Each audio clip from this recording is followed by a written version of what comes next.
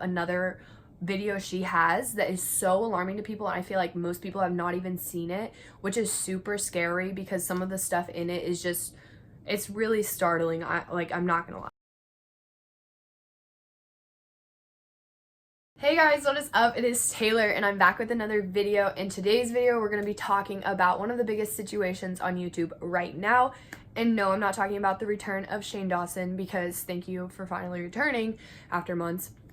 Well, he also brought the return of Eugenia Cooney, which is super crazy because so many of us, including me, remember watching her in like 2012, 2013, when all the YouTubers were super like getting picked up. It was becoming a big thing. Well, she was always really known for how skinny she was. Well, as time progressed, we would all watch her videos and she just would progressively get skinnier and skinnier and skinnier until about 5 or 6 months ago, and she released this video. I'll play some of it.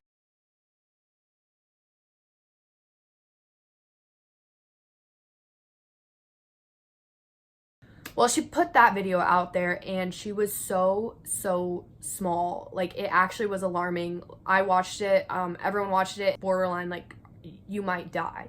And that's when all the videos started coming out that Eugenia Cooney's gonna die, like what's going on here. And she wasn't addressing like the problem that she had. She still was stating she had no eating disorder. There was no issue there. Then Shane Dawson posted the video when she got out of rehab about the return of Eugenia Cooney, and here is just some of the things that I picked up and a bunch of other people picked up from that video. And then once I talk about this, I'm going to show some of the clips of another video she has that is so alarming to people, and I feel like most people have not even seen it, which is super scary because some of the stuff in it is just, it's really startling. I'm not gonna lie.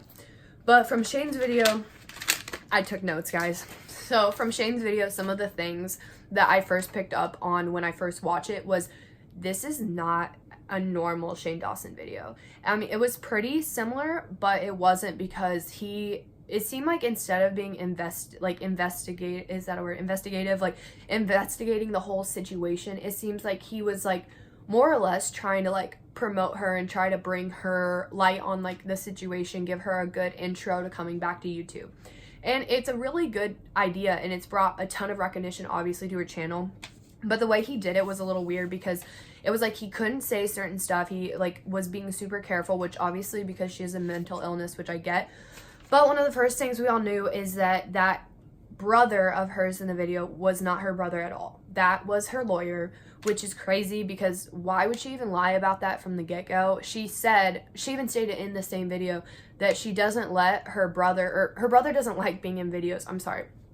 And the thing is like, why was he in that video so much then, if that was her brother and he doesn't like being in the video? They went outside to talk on the patio, and her brother is sitting there right beside them staring at the camera. It was like he was following them around, and that's why Shane was like, can we go talk somewhere in private? Which to me was a little weird also. I just didn't know why, like what was going on, why their lawyer was following them. Come to find out, Shane had to sign some paperwork to even like do the video of things he wouldn't say, wouldn't post. I'm just like alarmed to see like probably some of the unedited clips that Shane had in that interview. And then the biggest red flag in this video that everyone was like, what the actual heck? And me watching it, not reading comments or anything, not knowing anything that was going to happen with the Jacqueline Glenn video, which we'll get into, is she didn't know how to unlock her own door. Which, who doesn't know how to unlock their own door? Like, she said they go back and forth a lot. Okay. You would still know how to lock your own door. There's like 4 different locks on it and a giant deadbolt, like freaking handle in the door to hold the door shut. Which she said it used to be a mafia's house or something.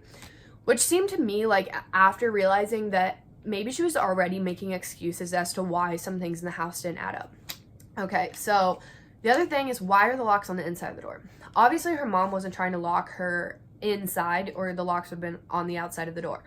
The locks are on the inside of the door kind of rung to me. Maybe there's like, I'm not even diagnosing or anything, but like schizophrenic people get really paranoid. And that to me was kind of like, is there something else going on with someone else in the house or something? Why is this ridiculous amount of locks on a door? So getting past the locks on the door is coming to her mother in the situation. And the whole thing with that is a little weird, because she said in Jacqueline Glenn's video, she literally was like, her mom follows her everywhere and never lets her leave her sight, like has to approve everywhere she goes. Well, if that was the case, why was her mom suspiciously, just so randomly, wasn't there for the video. She must have disappeared somewhere. Why would she have disappeared in the video? Why would she just introduce herself, come say hi? But she said that she was playing music on a TV with no video. That makes perfect sense. Obviously, her mom didn't want to be in the video. Which, when Jacqueline's video came out, it made complete sense. And on top of that, other people in comments have said they have seen her whole family, and we've seen pictures of her mom, and all of them are genetically a lot bigger than her, which can happen sometimes, granted, but it doesn't make sense as to why her mom obviously wouldn't send her in to get help, wouldn't realize that her daughter is at an unhealthy point. And obviously, there's two reasons here as to why her mom wouldn't want her to go get help. Either one, she's using her for her fame and money and knows that by having this body image, it brings a ton of attention to her channel. So her mom was either after that, or her mom actually has an illness. People have said she's like an alcoholic or something, and maybe that's why she isn't getting her daughter help. But then when Jacqueline came out and they did this intervention with her friends, she said that her mom called her and was cussing her out and everything. If your daughter has an issue and she's actually borderline might die, and her friends are trying to get her help, why are you cussing out the friends for trying to help your child? Like, there was just none of that adds up. And then this brings me to the biggest point in this video, the biggest point that I wanted to draw attention to and talk about, because I know no one's put this part out. I know people have talked about it in comments a lot, but no one has come up and been like, let's look at this, actually, like, bring attention to this, like, what is going on? So Eugenia had put out this video in 2017, and it's like curling my hair with a wand. I'll put some of it, like, picture of it right here. So she put this video on 2017. As of right now, it only has 470,000 views, which compared to the rest of her videos is nothing. And so obviously a lot of people have not seen this yet, and you can hear people in the background arguing, screaming, and this is from what I got from it, as well as like what people in the comments have said that they heard from the video. You're going to kill her. I want the money. Be quiet, be quiet. And obviously we don't know for a fact that's what is being said. And some people were like, hey, maybe it's the audio. No, here's the thing. That song that is in that video is Free Fall, and it's by Audio Scribe, and that song has no lyrics in it. And this is the other thing that I know is I have done YouTube for a while, and every YouTuber out there knows that if you're going to put audio in the back of a video that you're talking in, you're not going to pick an audio track with like voices and words in it, because you're not going to be able to hear yourself. So what I did was I took the audio and I tried to mute some of like the music and just slow down the voices. So I'm going to go ahead and play that for you guys, because I know a ton of you guys were wanting to hear that. Won't suck your hair in, and it won't make it so you it won't make it so you have all your hair sucked into a machine, and yeah. Okay, so obviously you guys can hear from that, like, what you all want to hear, whatever. Take it for yourself and see what you all heard from that. But that's honestly just what I did from, like, slowing it down and listening to it and trying to hear it for myself, what's being said. It's pretty clear that there's people arguing in the background and screaming. The other thing that happens right after this that is a red flag right away is that her camera randomly died, which right there is kind of like, your camera, like doing YouTube and stuff, you charge up batteries, you're ready to go, like, you know you're gonna film. Why would her camera suddenly die right after there's a ton of people arguing in the background and screaming? But she left the other stuff in, which is already, everyone's like, why'd she leave that in? Is she trying to like tell us that she needs help or something?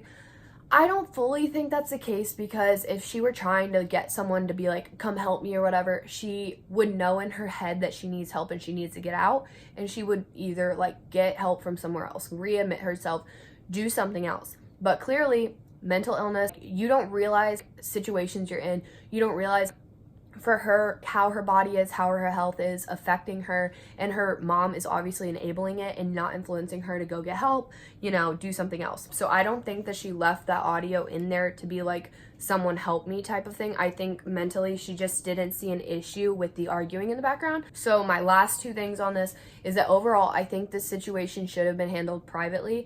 Obviously I'm out here making a video about it, but only because it's already out there, and I really just want this girl to get help, and I want people to see some of the things that I saw that other people may not have seen, especially with this like audio clip I know no one had talked about yet.